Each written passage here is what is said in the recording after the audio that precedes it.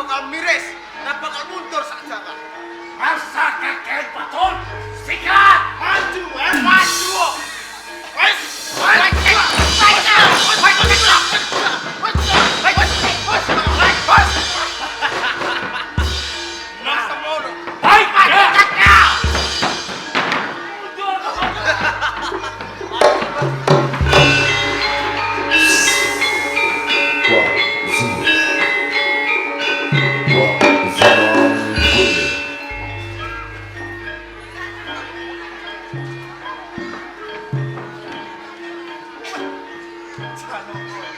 Ayo omongin dia. Aku melayu nang saku digawe.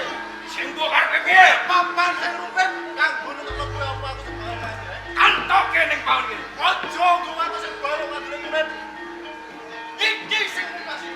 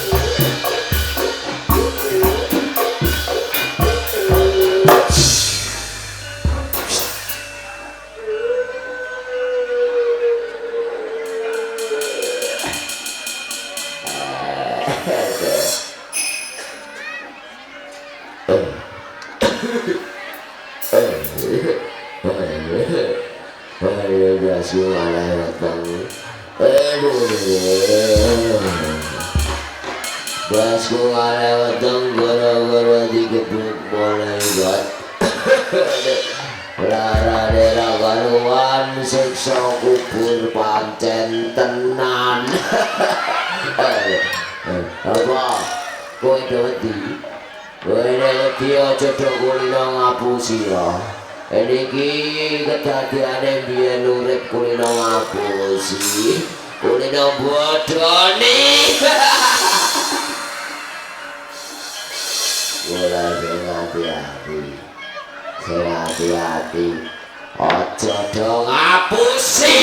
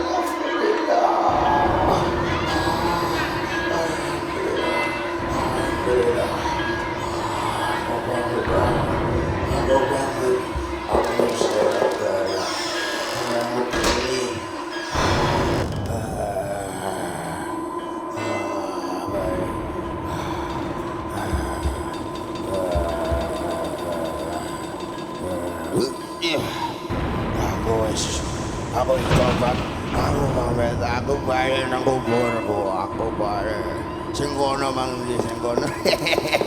Kono ndi kono. Wah. Tulisap. Ayo guys. Oh iya. Gila ketemu lagi.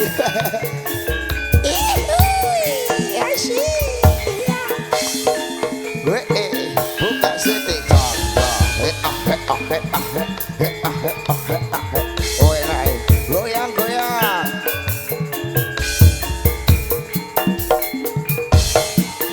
Hoi, buka setik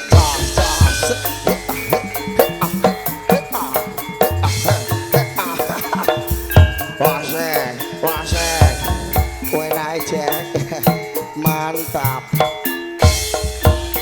Seketap. Setap. Ya Allah. Penake ngene mbok setap lek kangen. Wes Dek, setap. Goyangan bokongem ketok lho. Masa Kang? Kok perkenalan sik ngono bengi iki. Assalamualaikum warahmatullahi wabarakatuh. Perkenalkan bapak-bapak, ibu-ibu, mbak-mbak, adik-adik, nama kula Muhammad Muncul. Aku yang duwe nama saya Endang Sulastri. Ya wes kenalan iki sowan nang Tindang. Sowan nang Tegalarong, Kang.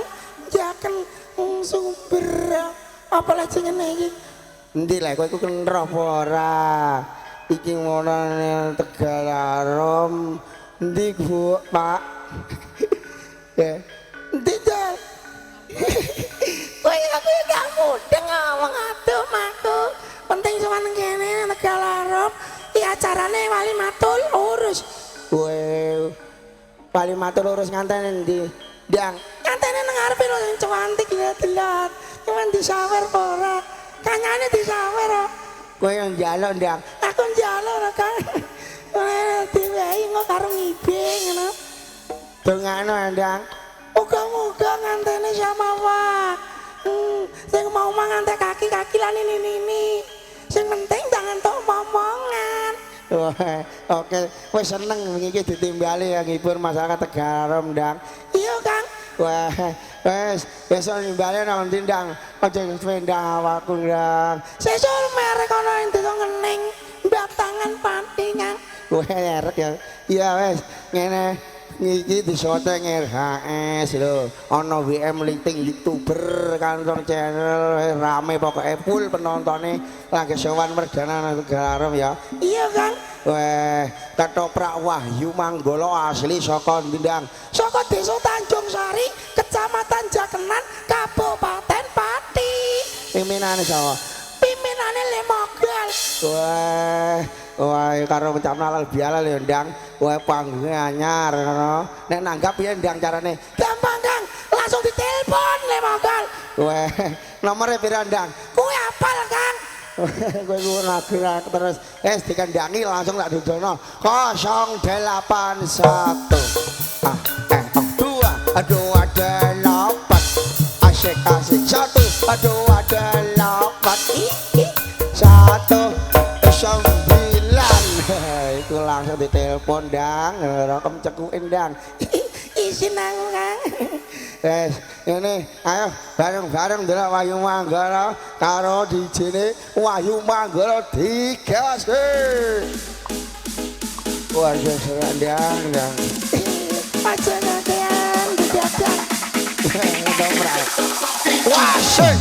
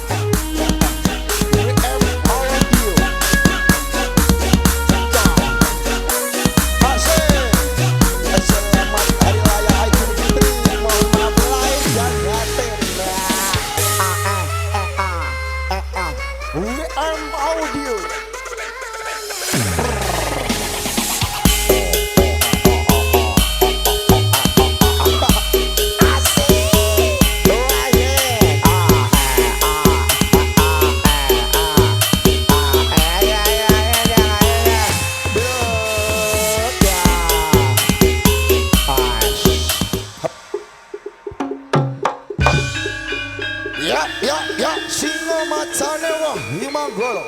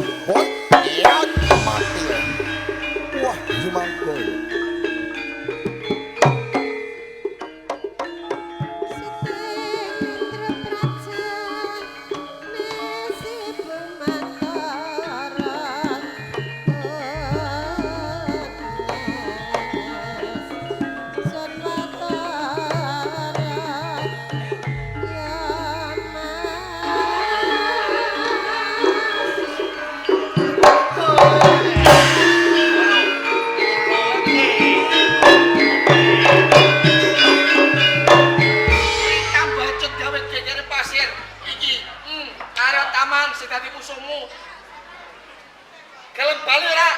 Aku gelem bali. Cita rasa tak gawa ning Ora bisa. Inyong dadi pepalang. kowe Iya. murang apa kowe? Pacuka. Kowe keparot kowe. Malah kaget aja.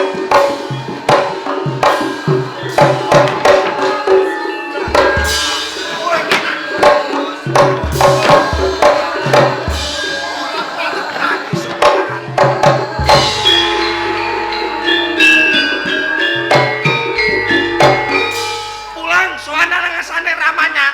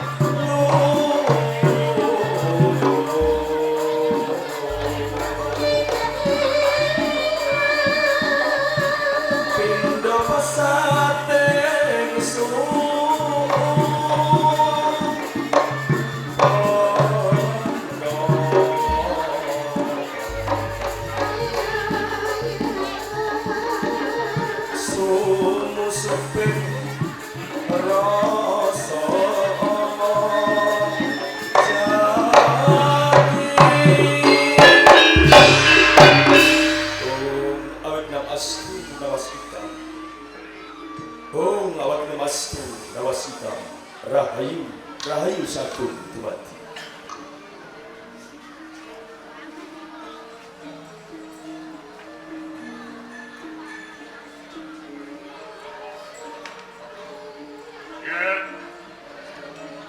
Pangeran banyak kotor. Coba gonu ninggakake Pak Hati Ngasamun nepi ing Sukono. Jugalo sautara pun eyang begawan Wigratno.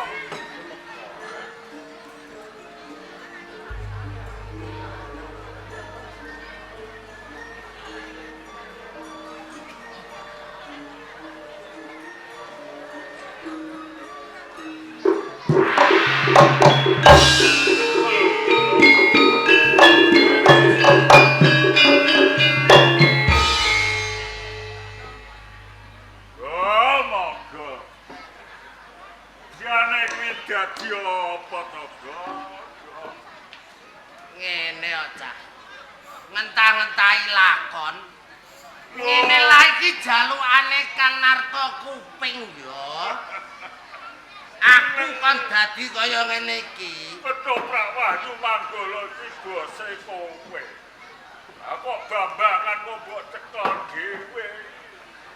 Nek ngene iki aku wis kaya Kang Tompo apa urung. Pangapunten kaningaya panjenengan njungkarke anggen kula semedi niki wau wonten kawigatosan menapa? Boleh banyak ton. Wonten dawuh Kenane kabeh kelakon-lakoning uripmu iki aku wis ngerti. Kejadian lan kejadian kang dumadi ana ing Praja Pajajaran. Aku wis ngerti. Mergo iki dina sing ndadekake sengkeling jroning ati. Mergo kowe dina iki katunjuk saka ing Praja Pajajaran. Duk nalika semono sajroning kowe iki sae njur kowe nyupetno utawa mimpi saka rumangsamu kowe iki ketemu lawan sawening putri sing Sulistya ing wana bebasan tandang tandike solah bawane apa meneh kasulistyane iki padha lawan ibumu Selir pumudaning sih Pak Yoto. nggih, Yang.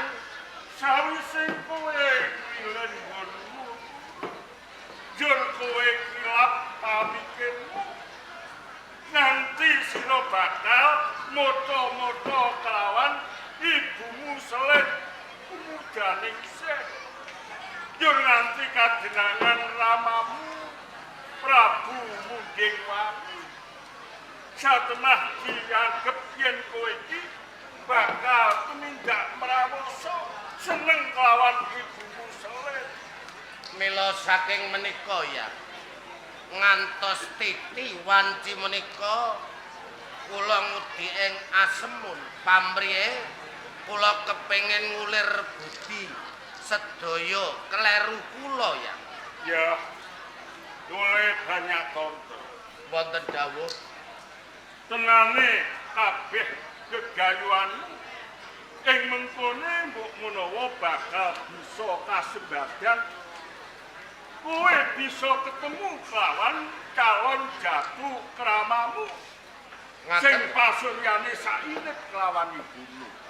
Anging kowe kudu manut iguh lan pratikeling Yang.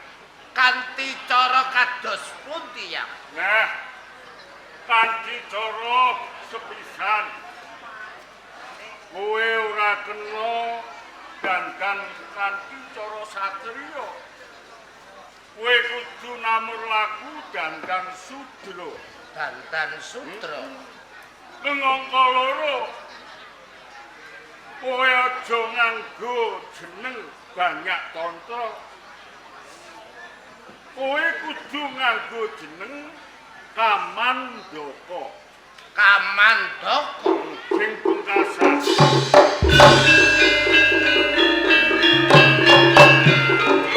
Sing pungkasan kowe kudu gelem nglakoni ngamandaka. Leledana ana ing laladan Praja Pasir Luhur. Mbok menawa ya kanthi dalan iki sira bakal bisa ketemu marang calon jatuh kramamu, Jet. Yang Kepiye? yen to menika sampun dawuh panjenengan ya. Dados kula nyamur laku dados ngamandaka Nah, nami kula Kamandaka. bener. Saking menika Yang kula nyuwun pamit nyuwun tambahing pangestu menapa dawuh panjenengan badhe kawula estakaken. Ndak pangestoni pindaning banyu mili muga-muga Go Rahayu slamet kalis ing sambi kala sak laku jatran. Sandika dawuh yang Sing ati-ati.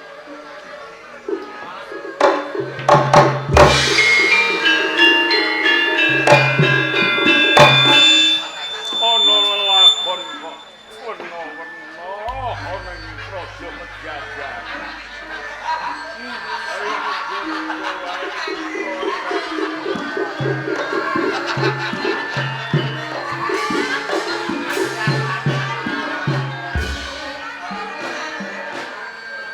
Bapak! Naget.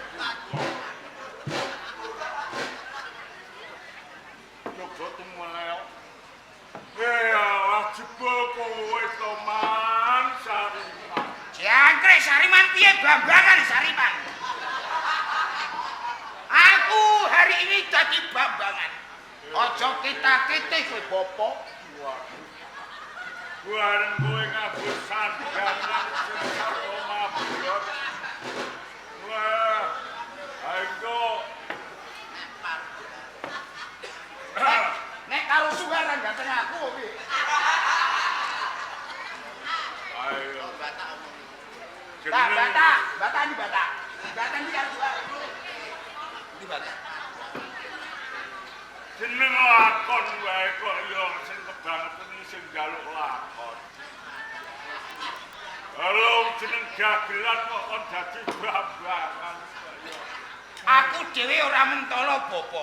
Wong bapak sing kerentil abote ra umum ngene lho. Ning pancen yo beda.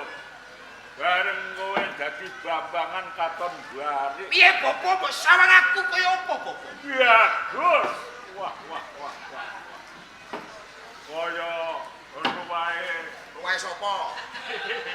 Padak-padak. Asmur lagi. Bapak, Eh, nami kula wau sinten? Mareni wong. selali piye? Banyak tantra kowe kudu diganti nganggo jeneng Kamandaka. Kamandaka. Lho. Lah kok ana Kakang Ayo iki. kakak dasmu ngono.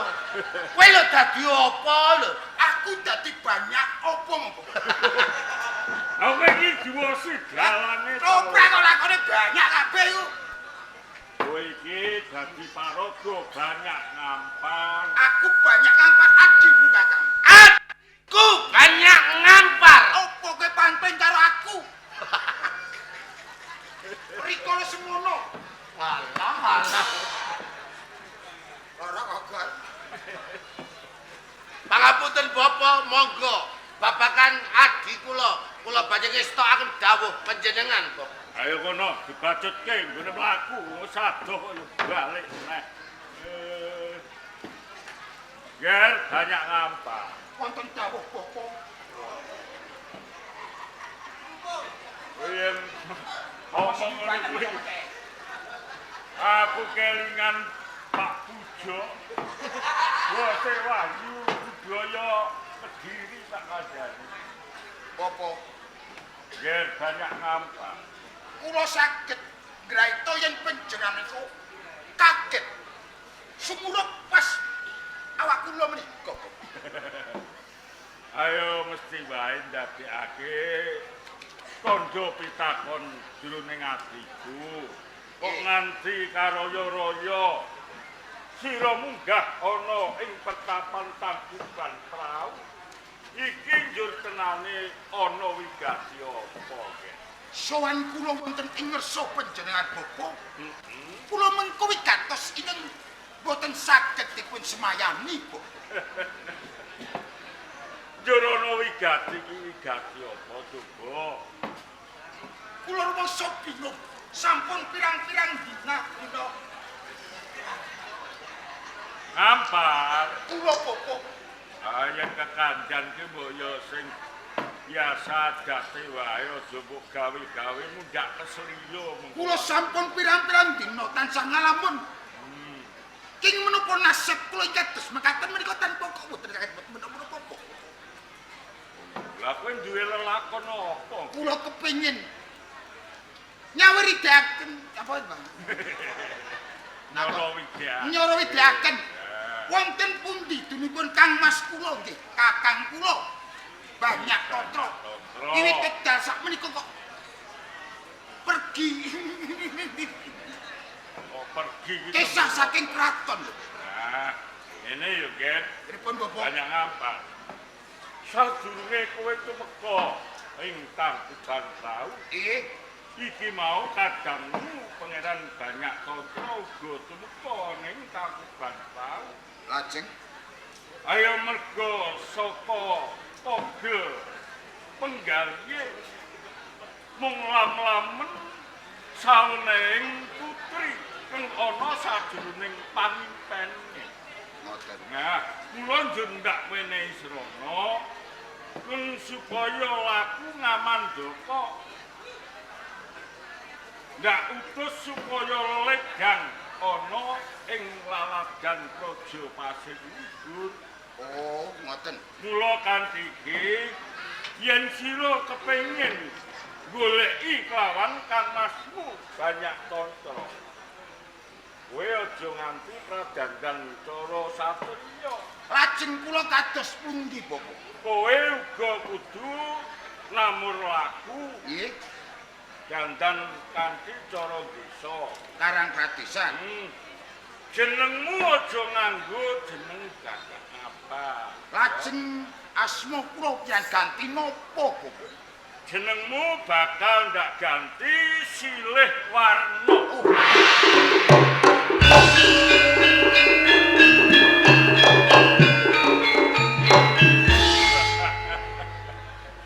Dados jeneng kula pian ganti Silih napa, Bapak? Silih Warna. Dadi menika kangge syarat sarana kula ngupati Kang Mas Kamandaka. Ya kuwi seranane kowe bisa ketemu kelawan kadangmu banyak Tontro. Oh nggih. Kowe uga leledanga lan suwita ana ing Praja Pasir Luhur. Ngoten, Bapak. Kula nyuwun berkaing pangestu, Bapak. Tindakan. Kula badhe nindakaken sedaya apa sing dadi. Ya sing ati-ati.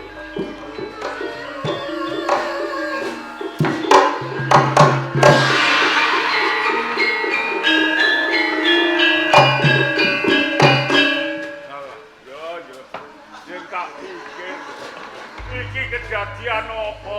Ketoprak Wahyu Manggala kok kaya ngene.